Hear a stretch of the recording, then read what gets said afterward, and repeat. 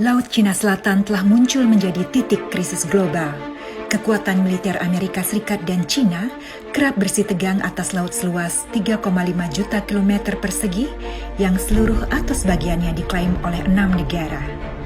Jadi, apa yang dipertaruhkan di Laut Cina Selatan? It is arguably the busiest trading route on the planet, given that so much from the Middle East and Europe transits there to get to China, Japan, and the U.S. But nobody has a stake in messing with that trade, neither the U.S. or China. That's a bit of a red herring.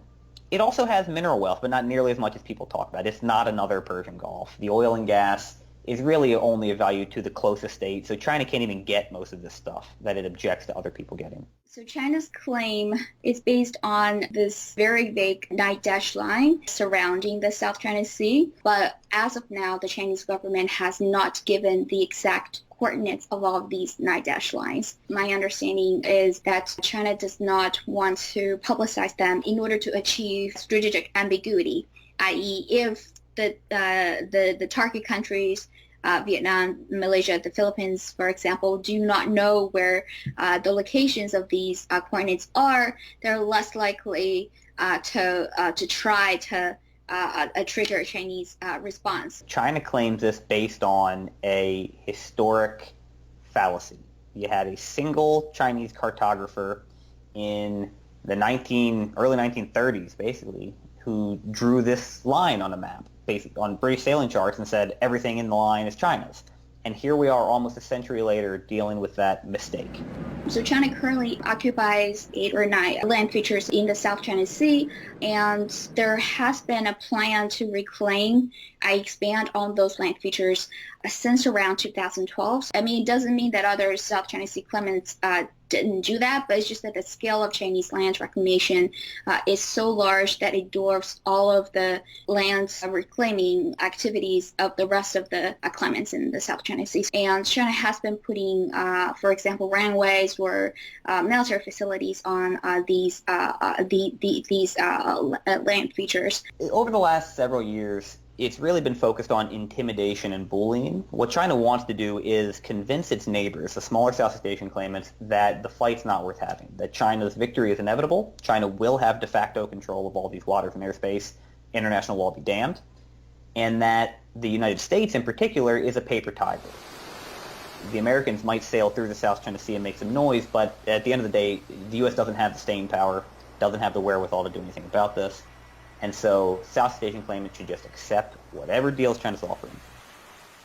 The way it does that is basically by sending its Coast Guard ships and its fishing militia, these are notionally civilian but really armed to the state out there, to play chicken with people, to make it dangerous to operate. The Coast Guard ships, they use water cannons or even just a direct clash or collision because the Chinese Coast Guard ships, they're larger than their Philippine or Vietnamese counterparts. So if a collision takes place, it's more likely to cause damage to the Philippine or Vietnamese vessels. To date, China has not used overt force against its smaller neighbors, but none of that is going to stop this creeping policy of intimidation and bullying. So even though nobody who's not a claimant cares about these rocks and reefs particularly, we don't care if they're Filipino or Malaysian or Chinese, we do care how they get resolved. The idea that China gets to use force if it wants to resolve this is a problem. It's especially a problem because one of the claimants, the Philippines, is a U.S. treaty ally. And, the U.S. doesn't want to fight over strategically insignificant rocks, but it also can't afford to be seen to abandon an ally if China does use force, which puts Washington in a bind. We think those disputes ought to be handled peaceably. We don't think they should be handled through intimidation or through maritime militias or by ramming ships or by surrounding islands. And that's just not how things should be done in the 21st century. Those are things that, that's like, that's conquest.